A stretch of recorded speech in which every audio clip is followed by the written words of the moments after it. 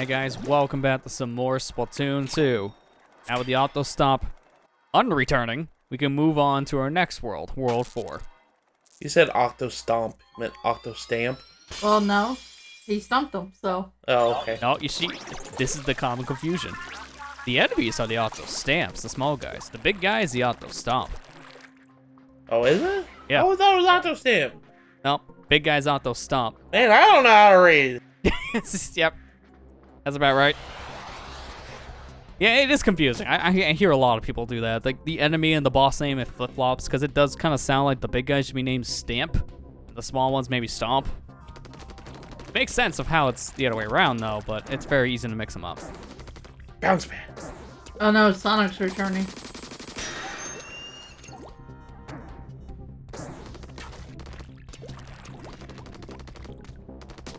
That balloon that's hiding under there, I see ya. Little weird to get with the dually, but I can get it. Gotta be careful with these ink furlers, too, because it's very easy for them to just kind of push you off an edge if you're not careful, too, with how they roll around.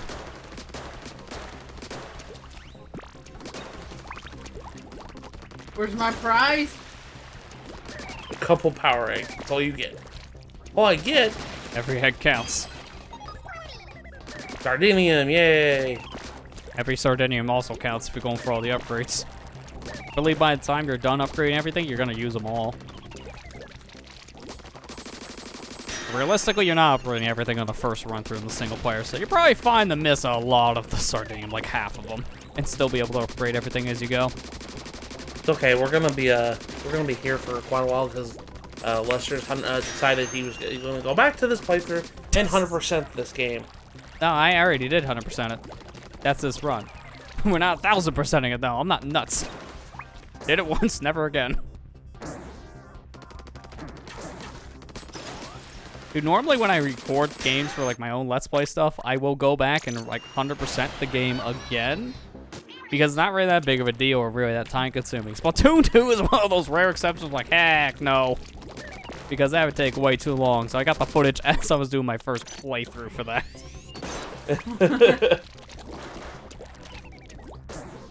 I got other games to play, man. I can't be playing Splatoon all the time. Oh, wait. I mean, I can, just not in this mode. I want to be on this game forever. They're straight games, never mind. Yeah, exactly. They can all take a while to 100% story mode. Well, ironically enough, I think Splatoon 3 has the shortest story mode when it comes to 100% sake. Because if you're upgrading all the weapons for both Splatoon 1 and Splatoon 2, doubly so when you're unlocking all the weapons using multiplayer of Splatoon 2. 3's 100% is probably the shortest out of them all. Except when you have to walk everywhere. I mean, that's tedious, but at least it's less time consuming than 1000% Splatoon 2. Splatoon 1's real easy. You just get the sunken scrolls, that's it. Yeah, well, to upgrade all the weapons, you do have to grind for power X. Yeah.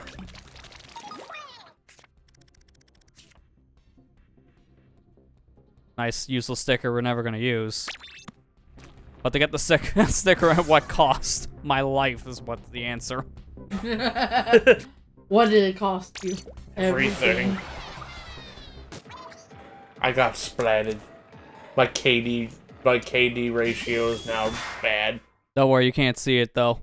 It doesn't exist. You gotta download the mobile app to see the deaths. It doesn't count. Oh, dang.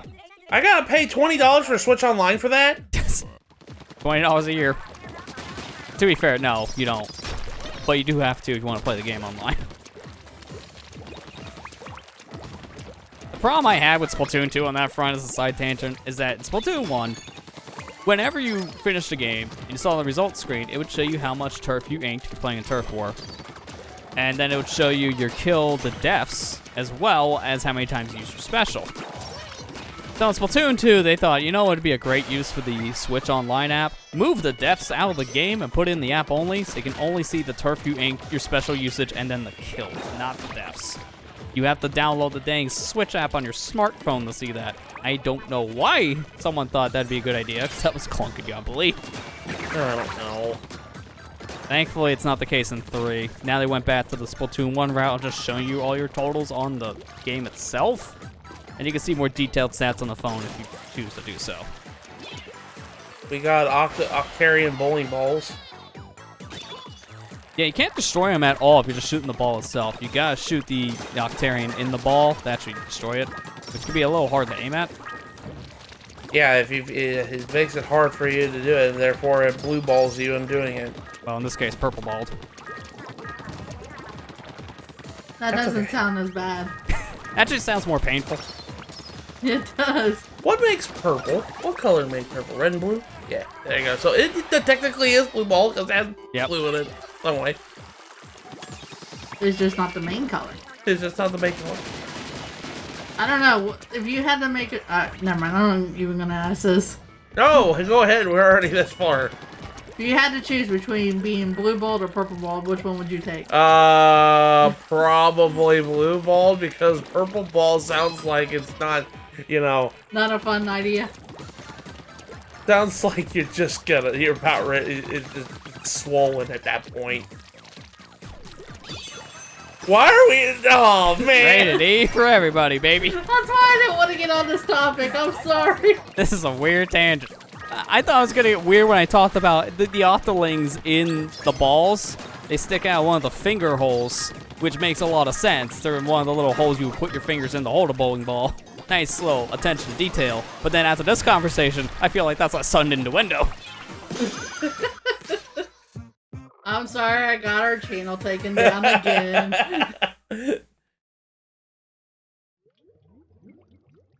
I'll just leave now. It's okay. Wait, did it have... Oh, I thought... Secret bowling alley. I was gonna say, it's like, if we're going to alleyway, it was like, oh, it makes sense. It's the bowling alley. Yeah, it's the reference. Bowling balls, bowling alley. Makes sense. We also have a job offer if we want to actually leave here and go to Grisco Industries. That depends. Are you open today? Probably not. It's never going to be open again after 3. Permanently closed down. Please buy a new game. Moved location. Yeah, that would be the story reason. We moved. You're never getting your severance package. Did we ever own 2? Yeah, good question. I feel like we never did. Because honestly, half of the rewards you always got in Salmon Run was just money. And by the time you unlocked everything, you had the gear you wanted. You're like, great. I'm getting to play some more Salmon Run. This is going to be so good. I'll get all the money. Like, you just don't care. Because it's like, these rewards, they don't matter anymore. Like, early game, oh, it's fantastic. Late game, this is useless. At least now money has a more practical use in 3, so when you get money rewards, you actually get that high all the time again. Because just earlier today, I got a payout of 84,000 gold. Like, oh, thank God. Because I need to buy a bunch of clothes. Now I'm broke again.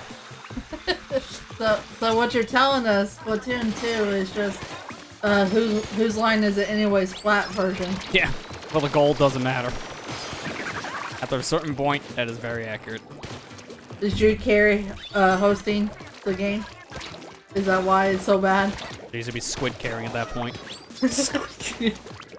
How would that work? I wonder. Drew Carey is an inkling. I wouldn't be surprised there is art of it.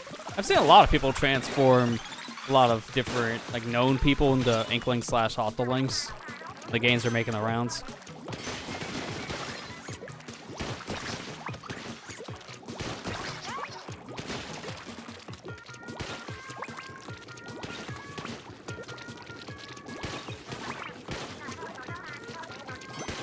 Moving platforms are never fun. Yeah, doubly so if you're on the edge and it starts to flip over, then you just fall off. I feel bad for those stamps. They literally just have no life but to fall over. Yep. No life but to just smack their face against the floor. Although the Octo Stamp DX is a little different because it's not even a living being. That's just a robot. I don't feel as bad for him. Not real. I mean, they're all not real. They're all fictional characters, but... We're going philosophical now in my Squid Game.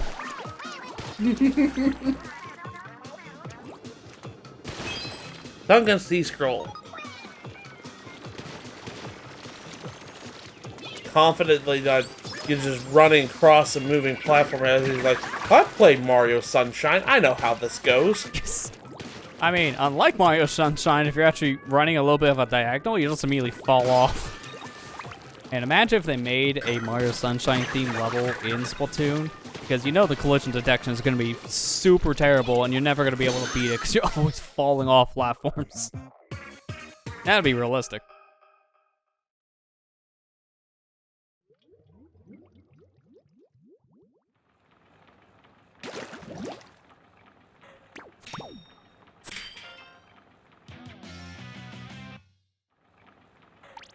Crusty Sean, I got more tickets for you, buddy. So this is the Holy Squid Bible, I'm gonna presume. Got a little religious in our Splatoon out of nowhere. Okay, it's a little more backstory about like how, you know, the upbringings of this world, you know, kind of became to be. Which Splatoon does that a lot in a lot of its Sunken Scrolls. Are you just gonna ignore Marie? She said, "Listen up, Squid Kid," and you just ignored her text.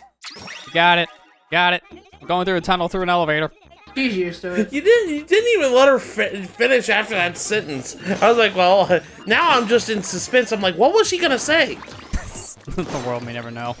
Maybe she was gonna talk about pizza again. Who knows? Pineapple. Gonna announce the next Splatfest team. This is why it hasn't happened yet, because we left too early. The correct choice will always be pineapple on pizza. I'm trying to remember which one actually won that, because I don't think it was one of ours in the North America. I think it was like a European one. Let me go look. Let me go look it up. Hold up. I have actually that bookmark, because there's like a lot of different platforms that told you Splatfest stuff. I always went to Inkopedia for that. Inkopedia.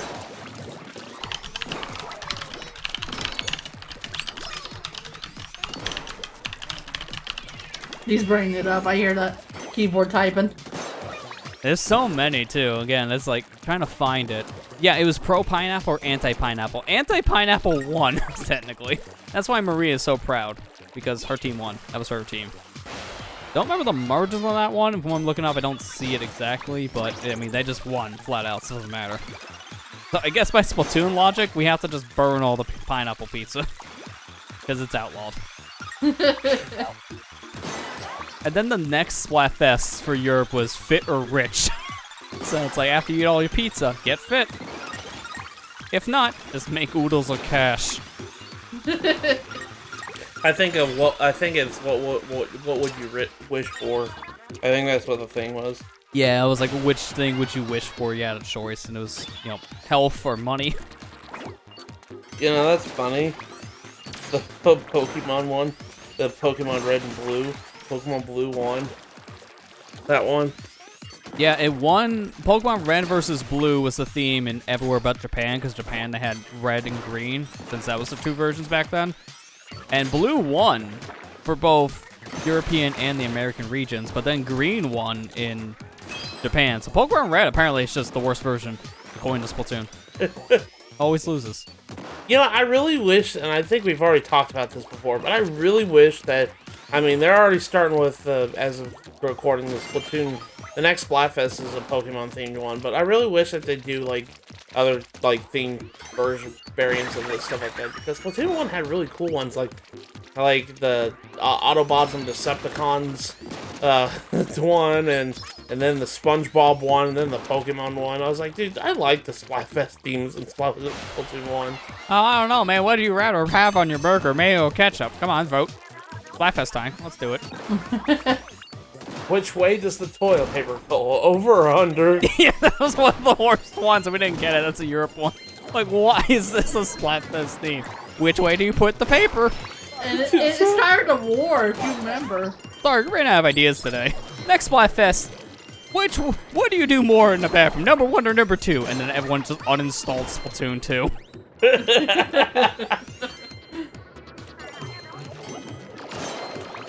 Oh, gosh. I remember that, because I remember being on Twitter and everybody was talking about it, and they were starting a war. I'm like, guys, it's toilet paper. Only Splatoon would do that. They broke the internet that day.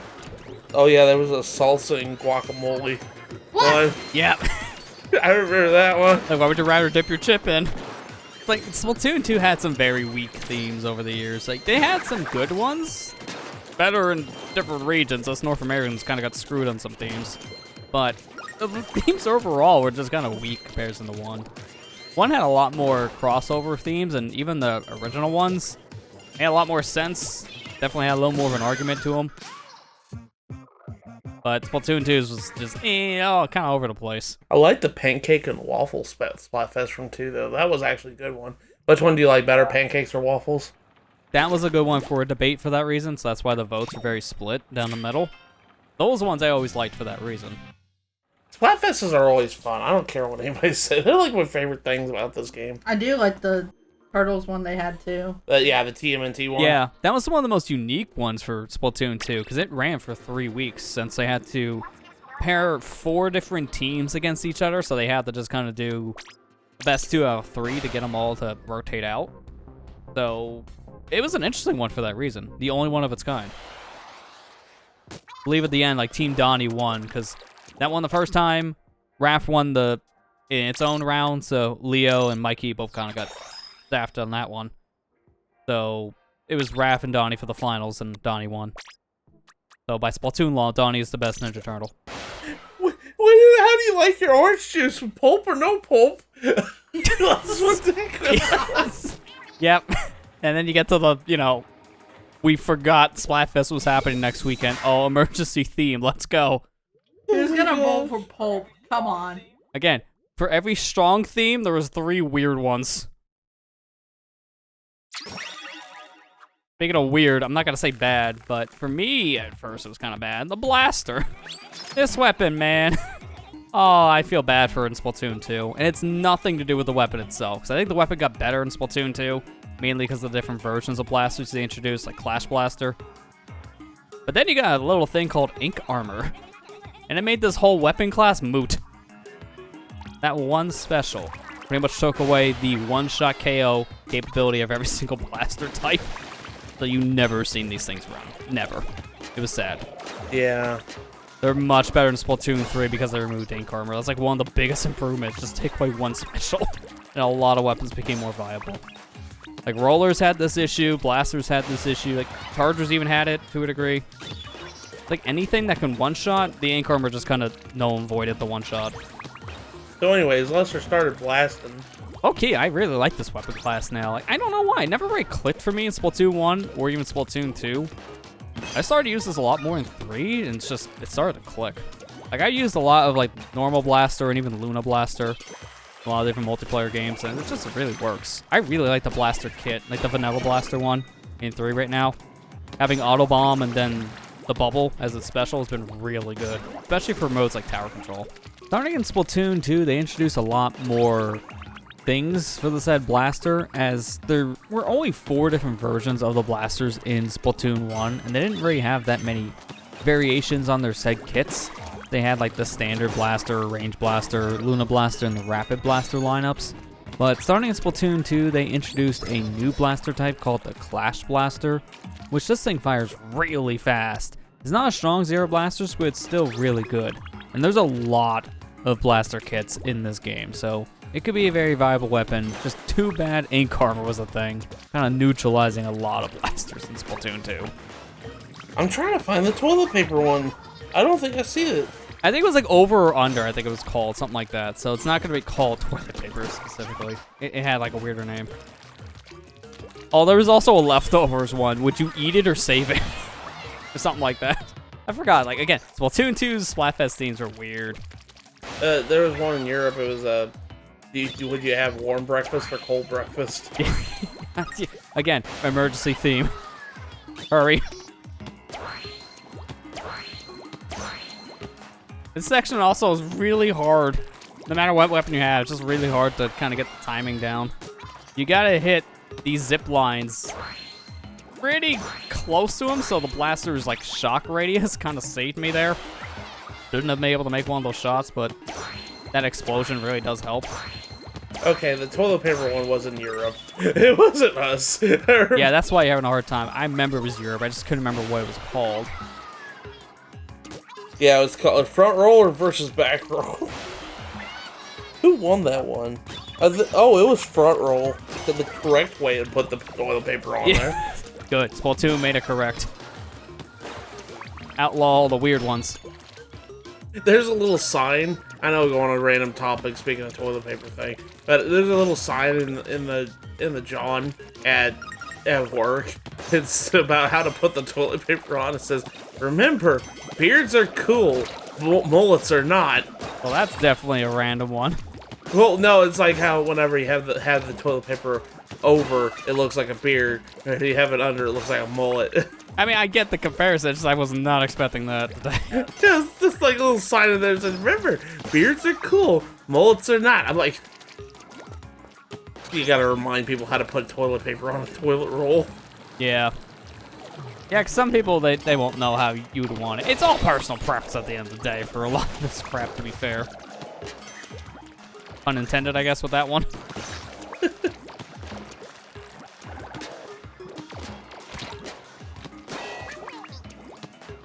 Stupid freaking Octarian and the shield.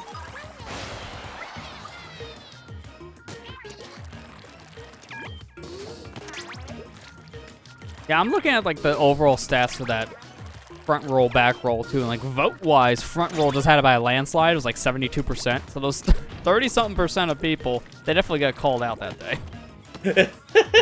When those results were read, like, oh, no. They had to deal with the crap, as you would guess. Yeah. Yeah, Splatoon 1 had a lot better themes, but Splatoon 2 had just very questionable themes. Yeah, and it's funny, too, because Splatoon 2 had 2 years, technically over 2 years, because it did some reruns of Splatfests. Splatoon 1 only had 1 year.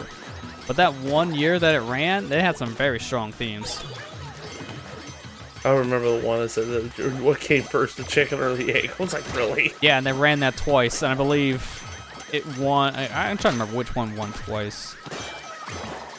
Oh, yeah, chicken won twice, is what it was. Both times it appeared, it was chicken, I believe, here. Yeah, I think it was the same in all territories. I just looked in Europe, it was chicken. In the US, it's chicken. Yeah, so anytime it was ran, it was just chicken that won. Egg never ran. Never won at all. Egg never ran. Of course it's not. It's a chicken egg. I mean, it could. Unless it's, what's that Digimon's name? Amber? Which one? The Digimon in an egg. That's in an egg. Digitomamon? Digitomamon, that's right. Wasn't there also a Pokemon that did that? Because also, another thing comes to my mind is Chow, because you could have them wear the egg still. It's a very rare thing, but they can hatch out of the egg while still in the shell. Only Pokemon that I can think of that's egg-related is Execute. Yeah. Togepi. Togepi, too. Yeah, Togepi is, I think, probably closer to what we're talking about, because that's a Pokemon that's hatched, but still in the egg shell. So, it's, you know, an eggshell with legs at that point. Well, Lester, do we know what team we're going to be on for the next Splatfest, the Pokemon-themed one? I was going to say, I'm going to be on Team Backroll just to mess with you guys now. Oh, yeah. Team Wrong, here I come. You would.